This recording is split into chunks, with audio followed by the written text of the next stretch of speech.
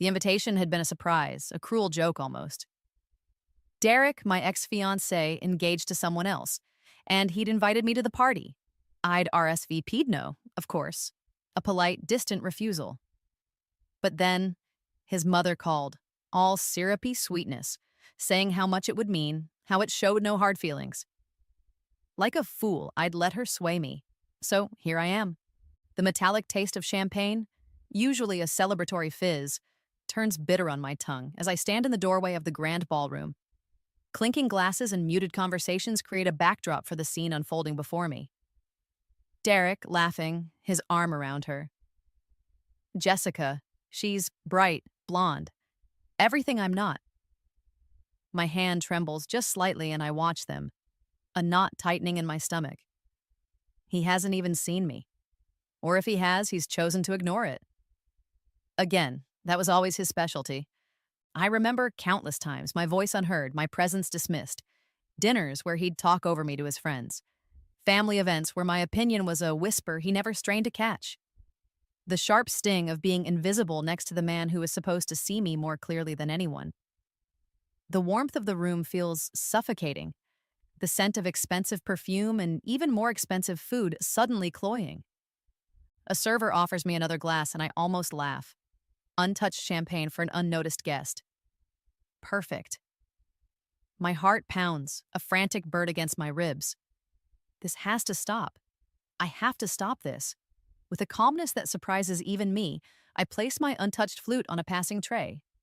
The crystal makes a soft clink. It's a tiny sound, lost in the polite din, but for me, it's a full stop. A period at the end of a very long, very painful sentence.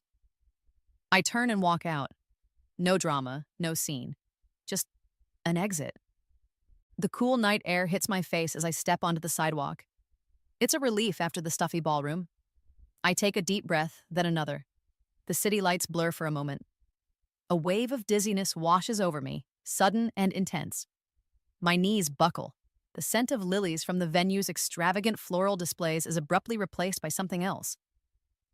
Lavender? Cheap lavender body spray. My head spins, the ground rushes up, and then darkness. No, not darkness. Fluorescent light. I blink. I'm in a room, a small room. My hand flies to my head, no bump. But the dizziness lingers, a weird, floaty feeling. My eyes try to focus. Posters on the wall bands I haven't thought about in years. A cluttered desk. Textbooks. College textbooks. My gaze lands on a full-length mirror leaning against the far wall. I stumble towards it, my reflection wavering. Younger. So much younger. My old college sweatshirt. What in the world? I'm standing in my junior year dorm room, 10 years ago. The lavender scent. It's the body spray I used to drench myself in. My heart hammers against my ribs, a wild, panicked beat. This is impossible. I squeeze my eyes shut, then open them again. Still here, still then. The metallic tang in my mouth is gone, replaced by the faint, sweet taste of the cheap lip gloss I used to love. My hands, they're not trembling anymore. They're just confused. A wave of nausea hits me, and I sit heavily on the narrow bed, the springs creaking in a familiar way. 10 years earlier, Derek's engagement party. It hasn't happened yet. Our entire relationship. Our disastrous engagement. His constant dismissals. None of it. Not for this version of me. A strange, wild hope begins to tremble through the panic. A second chance? Could it be?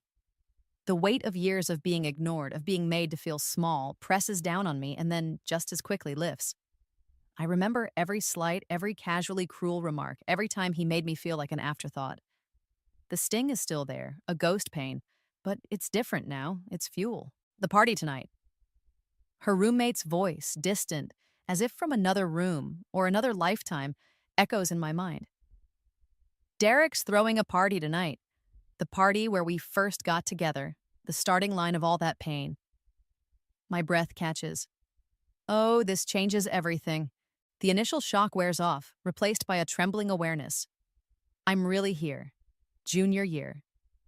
The dorm room is exactly as I remember it, right down to the faint, sweet scent of that awful lavender body spray I thought was sophisticated.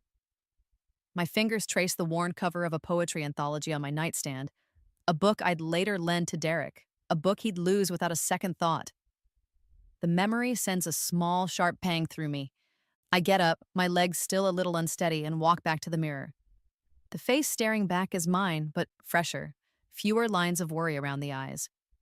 The weight of 10 years of disappointment hasn't settled on these shoulders yet. Panic tries to claw its way back up my throat. How is this possible? Am I dreaming? Did I hit my head? But the details are too real, too specific. The chipped paint on the windowsill, the specific way the overhead fluorescent light hums, the faint, almost imperceptible aroma of stale pizza from the common room down the hall. Slowly, painstakingly, I piece it together. The engagement party, the dizziness. And now, this. It's a rebirth, an impossible, unbelievable second chance. My mind races, a chaotic slideshow of memories. Derek forgetting my birthday. Derek scoffing at my career ambitions. Derek choosing his friends, his hobbies, his own reflection over me time and time again. The metallic taste of that bitter champagne from the future? Or was it the past now? Lingers like a phantom. Each memory is a fresh wave of hurt, but now it's different. It's not just pain, it's information. It's a roadmap of what not to do, who not to be. I find my old phone, a clunky pre-smartphone model. His name is there in the contacts. Derek M. My thumb hovers over the delete button. There's a moment of hesitation, a ghost of the old affection, the hope I once had. Then the image of him at that engagement party, his arm around Jessica, his easy laughter as I stood there, invisible, flashes in my mind. My finger presses down. Deleted. A small, quiet click. A tiny act of defiance, but it feels monumental. A wave of something like relief, cool and clean, washes over me. The air in the dorm room suddenly seems easier to breathe. Maya, you coming tonight? My roommate, Sarah, pokes her head in, her expression bright and oblivious.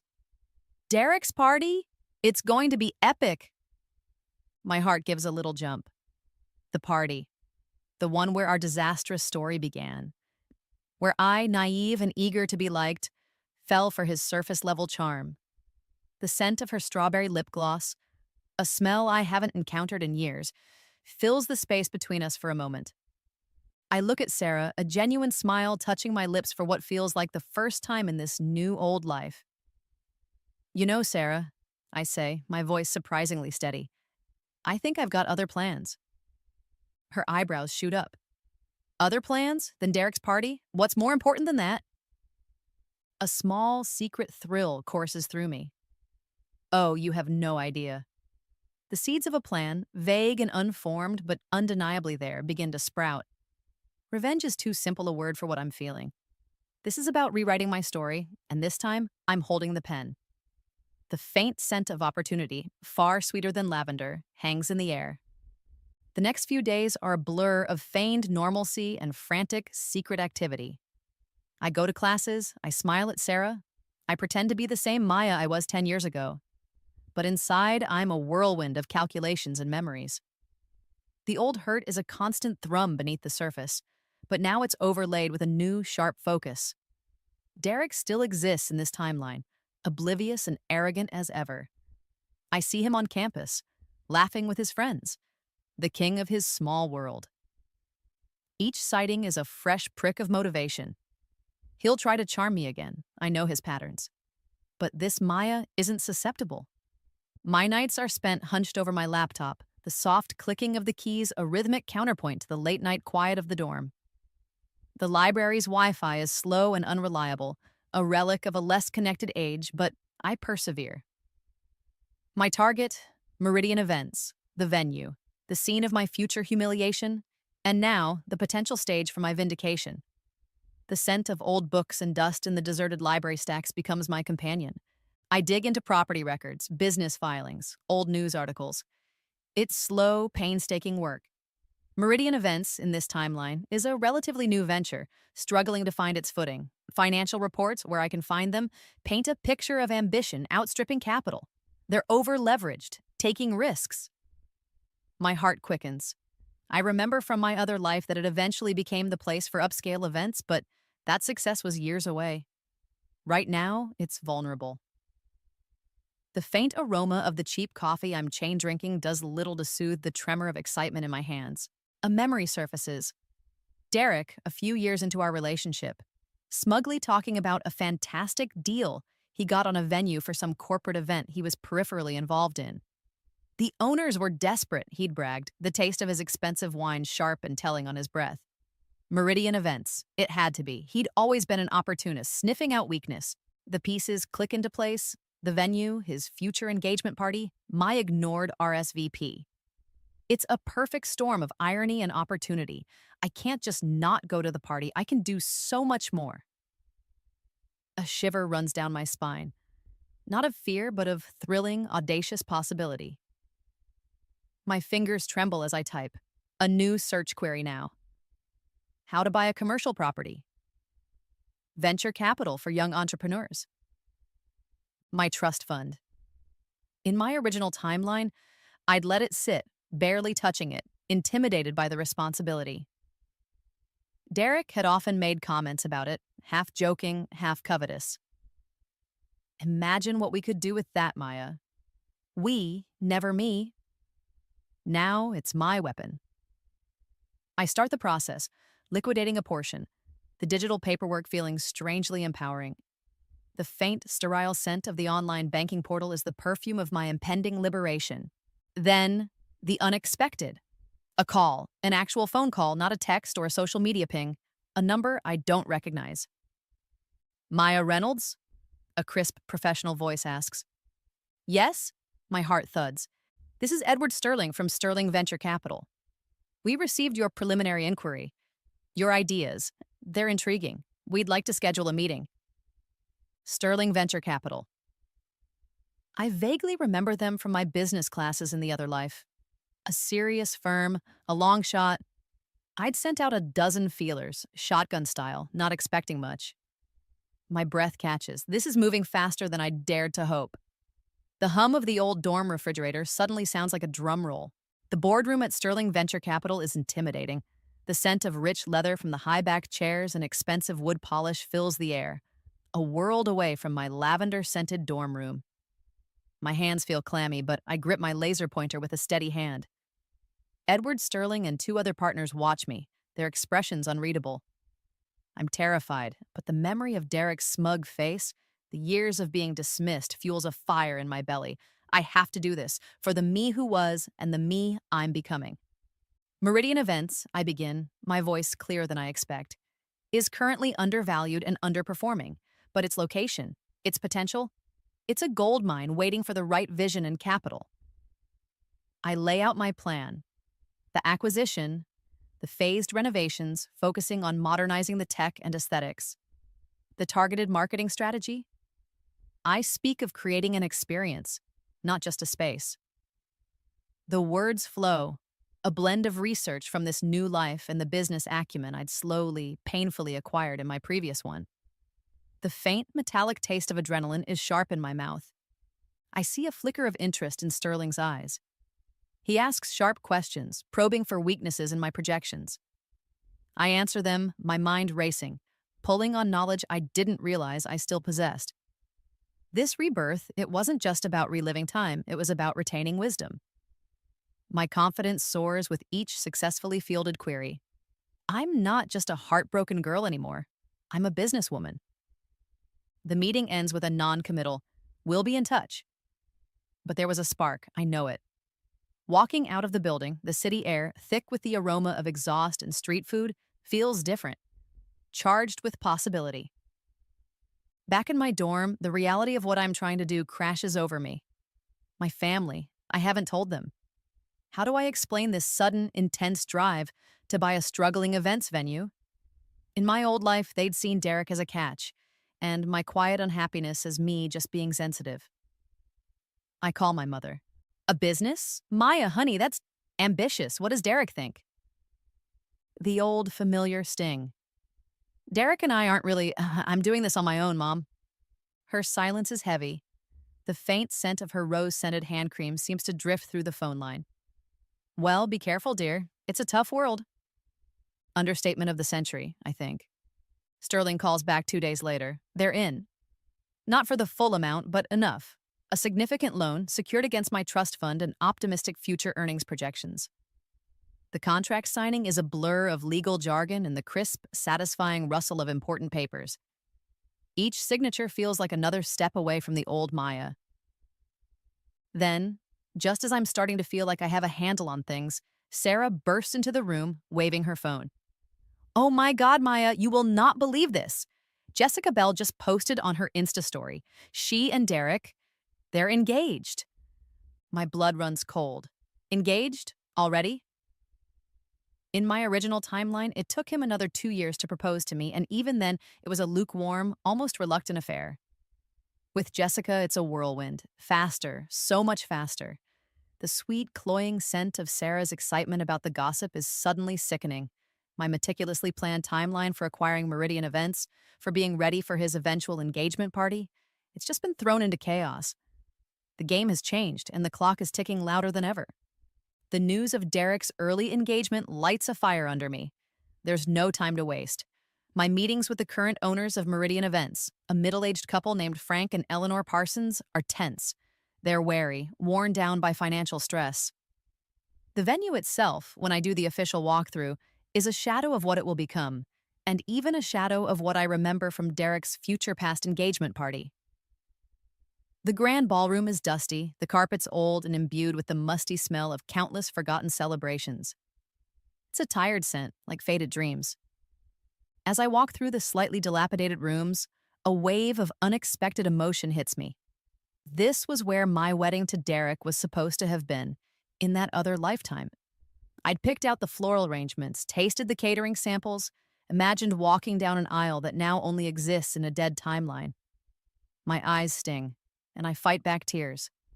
Not for Derek, not anymore, but for that younger, hopeful Maya who believed in fairy tales. Frank clears his throat, and I blink, pushing the memories down. This isn't about what was. It's about what will be. The faint, lingering aroma of stale beer from a previous event catches in my throat, a reminder of past revelries and future reckonings. The negotiations are tough. Frank is proud, resistant to admitting the depth of their financial trouble. Eleanor is more pragmatic, her eyes holding a quiet sadness. I lay out my offer, fair but firm. I have the advantage of knowing their desperation, a piece of future knowledge they can't comprehend. I see the flicker of relief in Eleanor's face when they finally accept. The sharp, almost acrid smell of Frank's nervous sweat hangs in the air during the final handshake. Closing the deal is an explosion of paperwork, lawyers, and the satisfyingly solid thud of the notary's stamp. Meridian Events is mine. A thrill, cold and sharp, races through me. I walk through my venue, the keys heavy in my hand. The musty smell is still there, but now it's mixed with the scent of possibility. The blank canvas aroma of a space waiting to be transformed. Immediate changes, that's the priority. I hire a new cleaning crew, top to bottom. Painters arrive the next day, covering the drab beige walls with a sophisticated palette of grays and creams. New lighting fixtures are ordered, designed to banish the gloomy shadows. The old creaking sound system is ripped out. But the most important changes are less visible.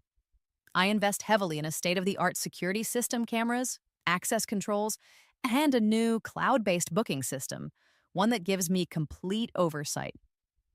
My new staff, handpicked for their professionalism and discretion, are trained meticulously. The faint scent of fresh paint and new beginnings starts to permeate the old building. One afternoon, while I'm reviewing upholstery samples, my new assistant, Clara, buzzes me. Miss Reynolds? There's a Miss Peterson on the line. She's inquiring about booking an engagement party for Mr. Derek Montgomery. A slow smile spreads across my face. Miss Peterson, Derek's mother's assistant. Right on schedule, even if his schedule is accelerated. The scent of the expensive vanilla candle burning on my temporary desk seems to intensify, a sweet note of anticipation. Put her through, Clara, I say, my voice smooth as silk. I'll handle this one personally. The game is afoot, The satisfying click of my pen as I pick it up to take notes feels like loading a very precise weapon. Meridian Events, this is Maya speaking. How can I help you? I use my middle name, a small deception that feels deliciously appropriate. My voice is calm, professional, unrecognizable as the Maya that Derek's mother knows. The faint, almost undetectable scent of the expensive air freshener I'd installed in the reception area wafts into my office. Miss Peterson's voice is crisp, efficient. Yes, I'd like to inquire about booking an engagement party for Mr. Derek Montgomery and Miss Jessica Bell. We're looking at a date approximately 3 weeks from now. 3 weeks. My heart gives a little leap. Perfect. Certainly, I murmur, pulling up the newly installed booking calendar on my screen. It's mostly empty, a deliberate strategy. We do have some availability around that time. What sort of guest count are you anticipating? We go through the details. Number of guests, catering preferences, open bar, all lavish, all expensive. Derek was never one for understatement when it came to showing off. I quote her a premium price, citing our recent renovations and upgraded services. She doesn't even blink. The deposit alone is eye-watering. The satisfying sound of my pen scratching across the digital contract as I fill in Derek's name is music to my ears. Every stroke is a step closer. Excellent, Miss Peterson says, once the date is secured and the deposit processed. Mr. Montgomery will be very pleased. He has fond memories of an event here some years ago. I almost choke. Fond memories? Likely of some conquest or another. We aim to create unforgettable experiences, I reply, my voice laced with an irony only I can appreciate. The metallic tang of suppressed laughter tickles the back of my throat. The next 3 weeks are a whirlwind of meticulous planning. I oversee every detail. The menu is curated to be exquisite, the floral arrangements breathtaking, lilies, of course, a subtle nod to my ghostly arrival in this new timeline. The lighting, the music, even the specific brand of champagne, the same one I'd held, untouched, at his other engagement party, are all chosen with deliberate care. This isn't just an event, it's a performance. And I am the director, producer, and star. I steel myself for the confrontation. There will be one.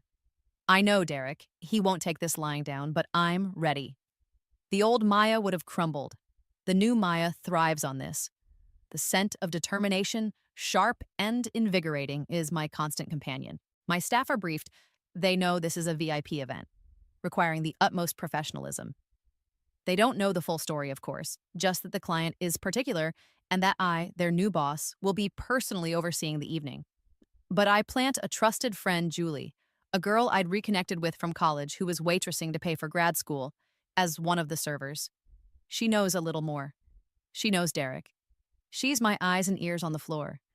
The soft, comforting scent of her familiar jasmine perfume during our hushed planning sessions is a small anchor in the storm of my preparations. The ticking clock in my office seems to grow louder with each passing day. 3 days until the party. 2. 1. The air in Meridian Events crackles with anticipation, a mixture of fresh flowers, expensive polish, and my own tightly coiled energy. Tonight, Derek Montgomery is walking into a trap of his own making, and I, Maya Reynolds, venue owner, am ready to spring it. The almost imperceptible tremor in my hands is pure adrenaline. The evening air is cool, carrying the faint scent of rain from an earlier shower as the first guests begin to arrive at Meridian Events. Inside, however, it's all warmth and glittering light. The ballroom is stunning, if I do say so myself. Subtle uplighting makes the new cream walls glow, and the crystal chandeliers, painstakingly cleaned, scatter diamonds of light across the room. The rich aroma of catered hors d'oeuvres, mini quiches, prosciutto-wrapped melon, delicate smoked salmon pinwheels, fills the air, mingling with the expensive perfumes of the early arrivals. My staff, impeccably dressed, move with quiet efficiency. Everything is perfect, almost too perfect. I'm in my office, a small room overlooking the main entrance, watching on the new security monitors. My heart is a hummingbird in my chest. Julie, my friend-turned-server for the night, gives me a subtle thumbs up through the discreet earpiece we're both wearing. "He's here," she murmurs, her voice a calm thread in the buzzing excitement I feel. Derek strides in with Jessica on his arm. He's exactly as I remember from a decade ago, confident, almost arrogant, surveying the room as if he owns it. He probably thinks he does in a way. He's the man of the hour, the groom to be. Jessica looks radiant, blissfully unaware. The sharp, familiar pang of his dismissiveness from the past tightens my chest for a fleeting moment, then dissolves into resolve. He doesn't see me, of course, he never really did. I take a deep breath, smoothing down the lines of my tailored black dress. It's time. I walk out of my office, through the discreet side entrance to the ballroom, and onto the small dais usually reserved for the band leader or an auctioneer. The clinking of glasses and the murmur of conversation falters slightly as a few heads turn. "Good evening, everyone," I say, my voice amplified just enough by the microphone I'd had installed. It's steady, calm. "Welcome to Meridian Events." More heads turn now, a ripple of curiosity. Then I see him. Derek. His eyes scan the room, find me, and then do a classic double take. His smile freezes. The color drains from his face. His glass, midway to his lips, stops. The scent of his expensive, spicy cologne seems to waft towards me even from across the room. Recognition dawns, followed by pure, unadulterated panic. Jessica looks from him to me, her brow furrowed in confusion. "Derek, honey, who's that?" "I'm Maya Reynolds," I continue, my gaze locking with Derek's. "The owner of Meridian Events, and I'm so pleased you could all make it tonight for Derek and Jessica's engagement party." A collective gasp, a wave of murmurs. The atmosphere in the room shifts, becomes tense, charged. The joyful celebration grinds to a halt. I can feel the weight of every eye in the room, but I only care about his. Derek looks like he's seen a ghost, and in a way, he has. The ghost of the girl he thought he'd left behind, the girl whose RSVPs he so carelessly ignored. "Maya," he finally chokes out, his voice barely a whisper, but in the sudden silence it carries. "What? What are you doing?" I allow myself a small, cool smile. "Ensuring my very important clients have a memorable evening, Derek.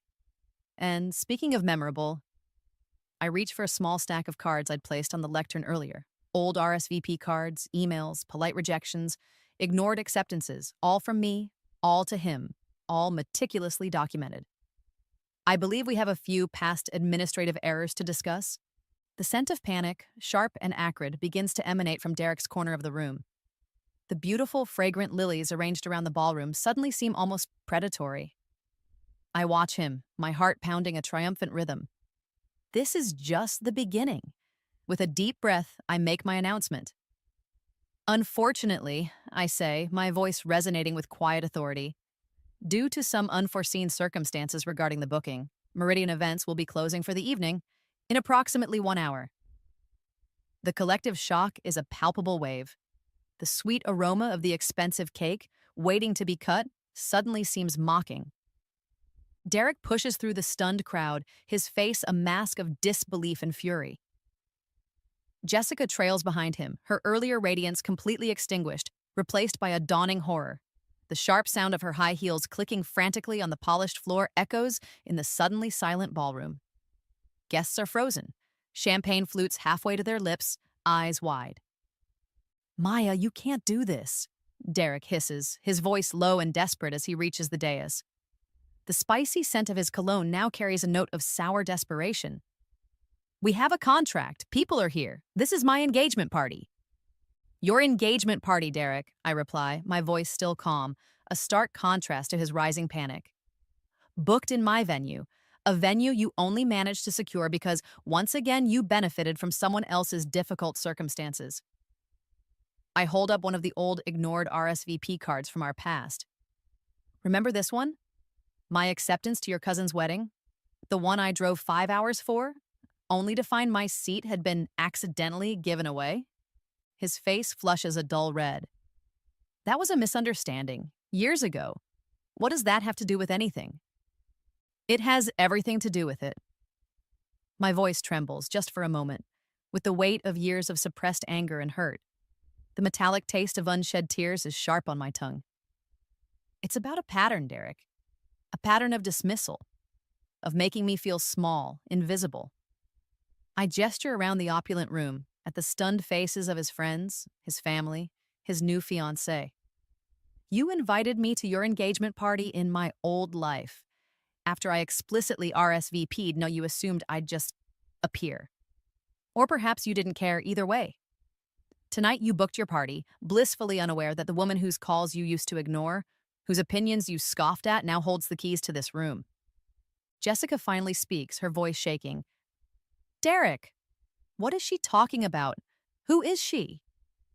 The faint, sweet scent of her floral perfume is now tinged with the acrid aroma of betrayal.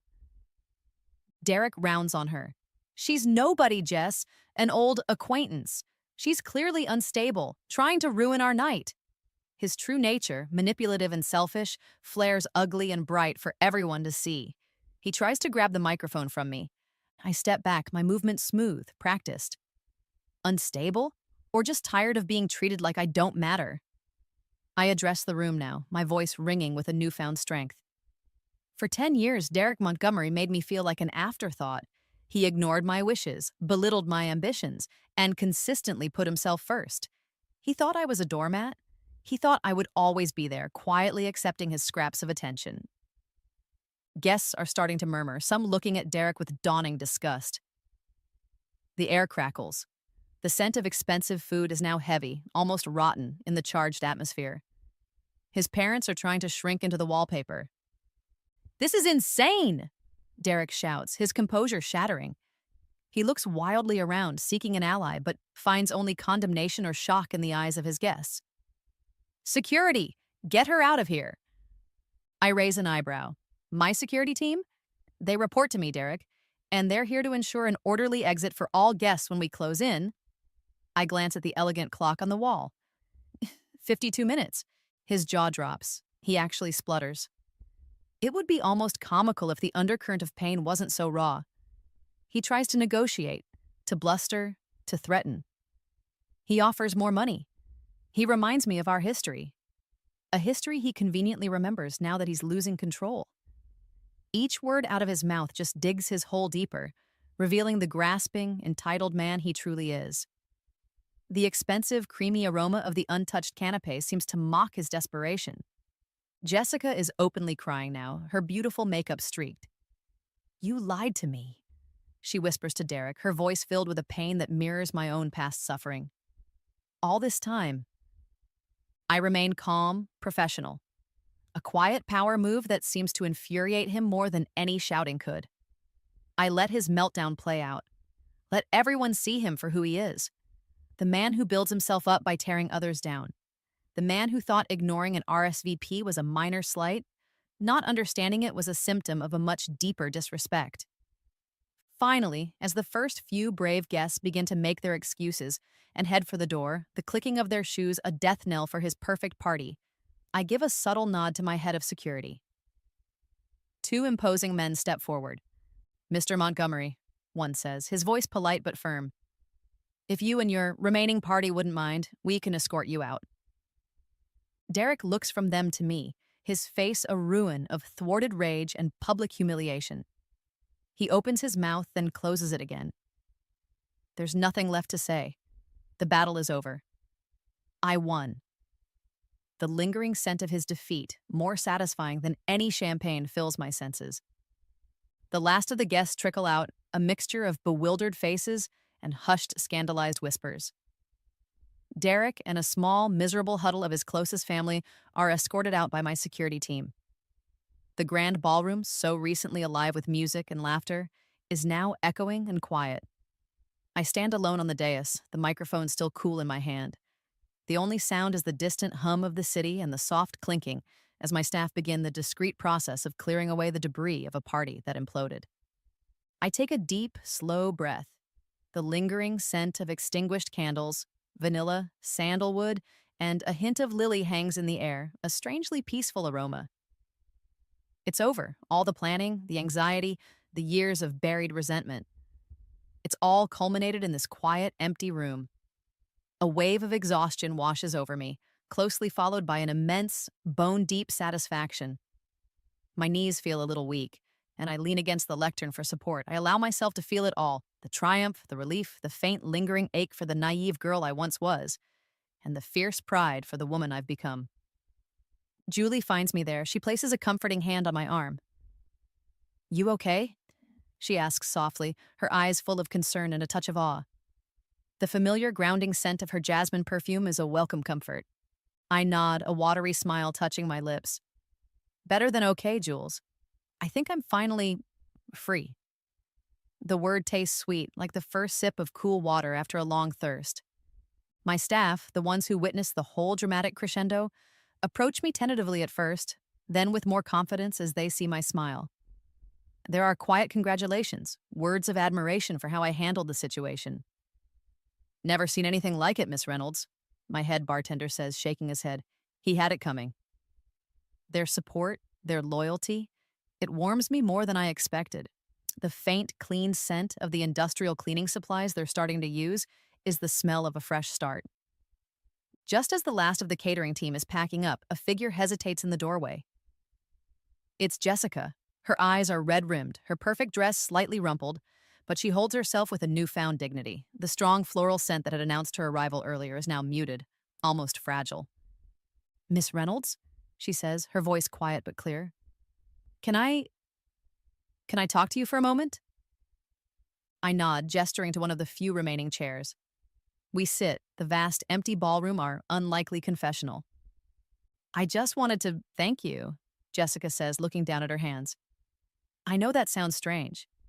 Tonight was a nightmare, but you opened my eyes. The things you said about Derek, the way he reacted, I've seen glimpses of it. The dismissiveness, the way he talks about other people. I didn't want to believe it. Her voice trembles. He told me you were a crazy ex, obsessed with him. A bitter laugh escapes me. Standard playbook. He's not the person I thought he was. She finally looks up, a flicker of resolve in her tear-filled eyes. Thank you for showing me before it was too late. The faint, almost imperceptible scent of her tears is a sad, universal perfume. We talk for a while longer. Two women connected by the unfortunate experience of Derek Montgomery. When she leaves, there's a sense of solidarity, of a shared burden lightened. The news of the party's dramatic end spreads like wildfire through our old social circles. My phone buzzes with messages from people I haven't heard from in years, some curious, some supportive, some undoubtedly gossiping. Derek's reputation, so carefully curated, is in tatters. Meridian Events, however, is suddenly the talk of the town. In the following weeks, booking inquiries pour in. Businesses wanting a venue with character. Couples intrigued by the story, by the owner who took a stand. The scent of success, crisp and clean like freshly printed money, begins to fill my days. I realize, with a jolt that has nothing to do with adrenaline and everything to do with self-awareness, that I'm stronger than I ever imagined. This rebirth wasn't just about revenge. It was about reclamation, reclaiming my time, my dignity, my power. The next day, I call my bank. Derek's hefty deposit for the party sits in my account. I'd like to transfer the full amount, I tell the pleasantly surprised bank manager, to the downtown women's shelter. A quiet power move, one that seals his humiliation with an act of genuine good. The sweet scent of justice is the best perfume of all. Standing in the empty ballroom later that week, as the first consultations for new events begin, I look around. This venue. It's more than just bricks and mortar. It's a symbol of my transformation. From the girl who was ignored to the woman who owns the room. The faint, persistent aroma of fresh paint and new beginnings is a promise of the bright future ahead, my future on my terms. 6 months fly by in a whirlwind of activity. Meridian Events isn't just surviving, it's thriving. The initial notoriety from Derek's disastrous engagement party has morphed into a reputation for being the place for chic, impeccably run events. The fresh scent of flowers is a constant in my life now. Lilies for weddings, vibrant roses for corporate galas, cheerful sunflowers for birthday celebrations. Each event is a small victory, a testament to the vision I fought for. The air in the venue always seems to hum with a quiet energy, the aroma of success and happy occasions. My days are filled with client meetings, vendor negotiations, and the satisfying challenge of building a business from the ground up. I've become a respected businesswoman, something the old Maya, the one who deferred to Derek's opinions on everything, would never have dreamed possible. The sharp, invigorating scent of freshly brewed coffee is my morning ritual as I pore over spreadsheets and marketing plans. I've even started mentoring a couple of young women from the local college, sharing my admittedly unusual story and encouraging their entrepreneurial ambitions. My personal life has blossomed too. I'm seeing someone. David. He's an architect, kind, intelligent, and most importantly, he listens. He looks at me like I'm the only person in the room, his eyes crinkling at the corners when I tell a joke. The comfortable, warm scent of his worn leather jacket when he drapes it over my shoulders on a cool evening is a small, perfect joy. There are no power plays, no dismissals, just respect. It's a revelation. He knows the broad strokes of the Derek story. Everyone in our circle does by now. But he's more interested in the Maya of today, the one building an empire, one perfectly executed event at a time. And Derek, from what I hear through the grapevine, is not doing so well. His engagement to Jessica ended spectacularly the day after the party. His social standing took a massive hit. People saw his true colors that night, the arrogance, the cruelty.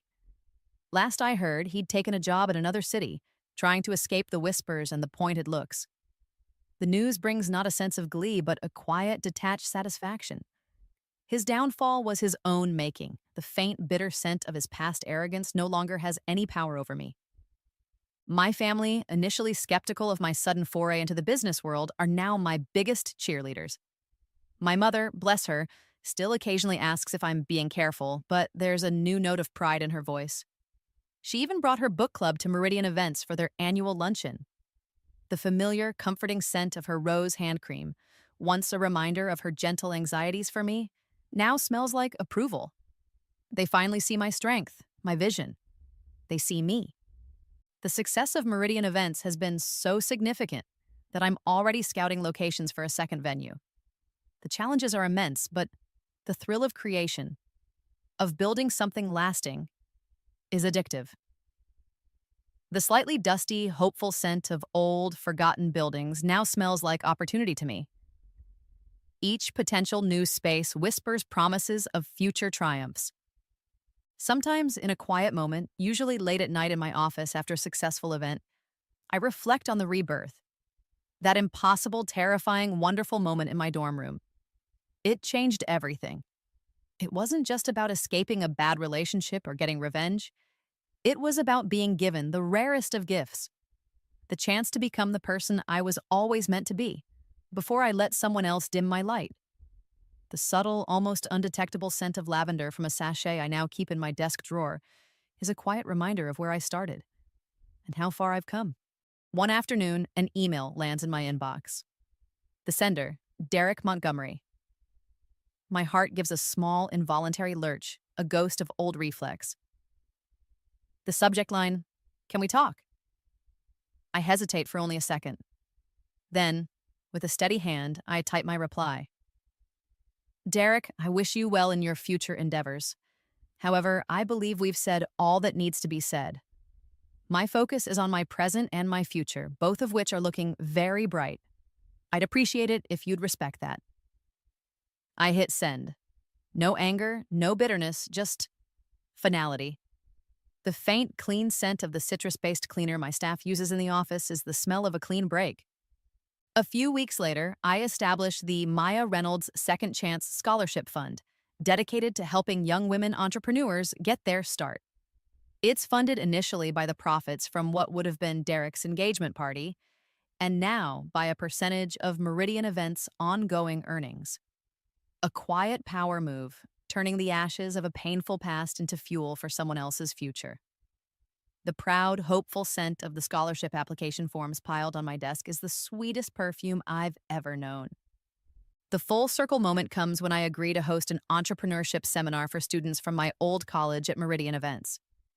Standing on the dais again, not in a tailored black dress of retribution, but in a vibrant suit of success, I look out at the eager young faces.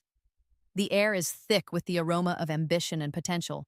the same scent that filled my own small dorm room all those months or years ago.